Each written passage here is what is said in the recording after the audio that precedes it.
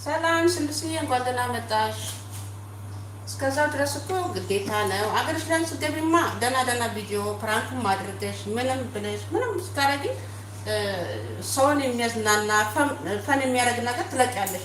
እዚህ ግን ምንም አንደኛ ላይቭ ላይ ራሱ ስትገቢ የሆነ ፋፈሽ ብለሽ ምናምን አገርሽ ላይ ከሆነ በቃ ሰውን የሚስብ ቁጭ ብሎ የሚያዩት ነገር ከሆነ አሁን እዚህ ጋር ምንድን ነው አንዴ ሽንኩርት አንዴ ምን ተመሳሳይ በቃ ምንም ለውጥ የሌለው ነገር ማለት ነው። ሰው ታዲያ ያን ነገር እንዴት ነው ቁጭ ብሎ የሚያይ?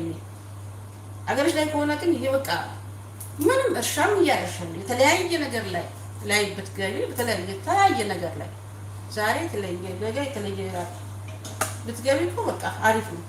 ሰው ለምን ቁጭ ሲሉ ላይቭ ላይ ራሱ ይሰጥሻል ይቆጥርልሻል።